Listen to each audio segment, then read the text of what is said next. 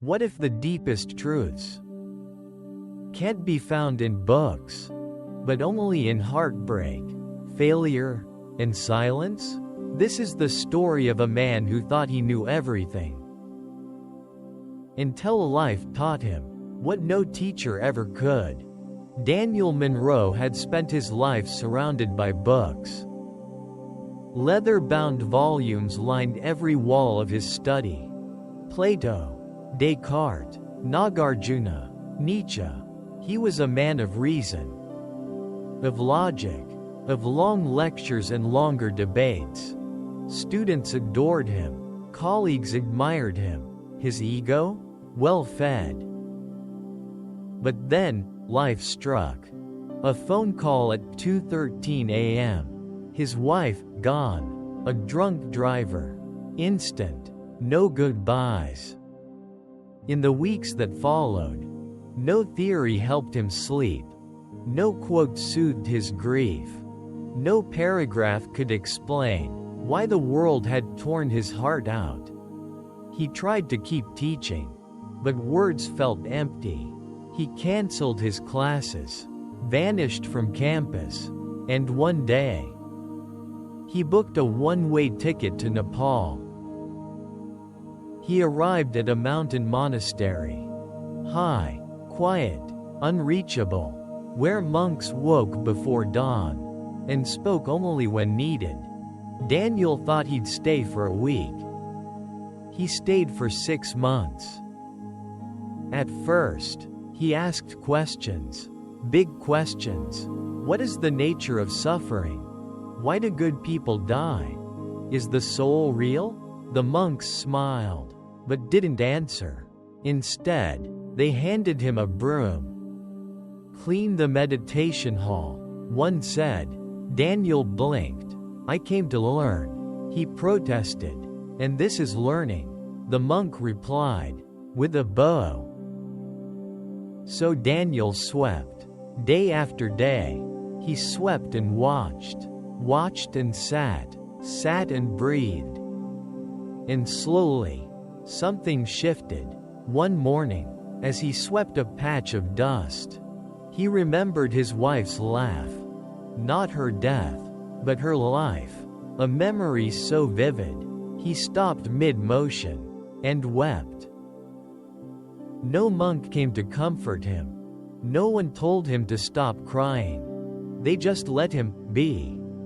And in that stillness, something sacred began. He started listening, not with his ears, but with his being.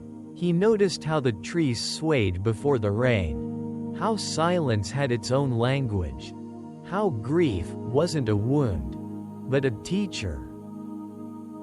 One evening, after 6 months of sweeping, the head monk approached him. You came looking for answers, he said. Daniel nodded. The monk placed a single stone in his hand. Keep this. It has no meaning until you give it one. Daniel didn't speak. He just bowed. For the first time in his life, he didn't need to explain, define, or prove. He just understood. When he returned home, his bookshelf was still full. But he didn't reach for it. Instead, he planted a tree, and with every leaf that grew, he remembered, books teach what should be, but life teaches what is. In Buddhism, wisdom, panya, is not measured by how much you've read, but by how deeply you've lived. The Buddha himself never wrote a single book. He walked, he taught, he listened to the cries of suffering, the silence of seekers, the questions behind words. In the Anguttara Nikaya, he said, though one may recite much of the texts, if one does not act accordingly, they are like a cowherd counting others' cattle. They do not partake of the milk. Knowledge is not wisdom. Reading about fire will never teach you how it burns. You can study 1,000 sutras and still be impatient with your mother. still be angry at strangers, still suffer, because you haven't lived the teachings. The Buddha didn't ask his disciples to memorize. He asked them to practice. Ihaipasiko. He said, "Come and see for yourself. Because life is the ultimate monastery. Every heartbreak is a chapter. Every failure is a verse. Every act of forgiveness is a teaching." There's a Zen saying, "A man who knows the way does not speak much. A man who speaks much often does not know the way." True understanding comes not in debate halls, but in dishwashing, child raising, grieving, loving. It comes in the quiet moments. No textbook can describe. The monk who gave Daniel a broom wasn't dismissing his questions. He was inviting him into direct experience. To sweep, to feel, to be present with each motion. That is mindfulness. And mindfulness, sati, is the root of insight. In the Satipatthana Sutta, the Buddha said, "A monk, when walking, knows he is walking. When standing, knows he is standing. When sitting, knows he is sitting." This knowing becomes liberation. Not knowing as in information, but knowing as in being awake. Daniel's grief was his real teacher. Because pain strips away illusion. It makes us humble. It makes us ask, not with our lips, but with our lives. When he wept in silence, when he planted that tree, those were not philosophy. They were dharma. Life had become his teacher. Not in theories, but in surrender. So what does Buddhism teach us? That books are maps. But maps are not the journey. That words point to the moon, but are not the moon itself. That only through living, through walking with awareness, through falling, breaking, rising, do we become truly wise. You can read about compassion, or you can care for a dying parent. You can read about impermanence, or you can hold the hand of a loved one as they slip away. Which one will change you more? The Buddha taught in forests, by rivers, on dusty roads, not because he lacked a classroom, but because the world itself was the classroom. He asked his disciples to look within, and to look around. The whole world is ablaze, he said, burning with greed, hatred, and delusion, but in that fire, we also find clarity. We find what no book can give us. Understanding born of experience.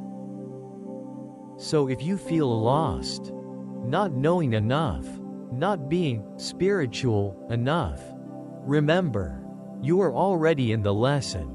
Right now, your suffering is a sutra. Your daily life is a scripture.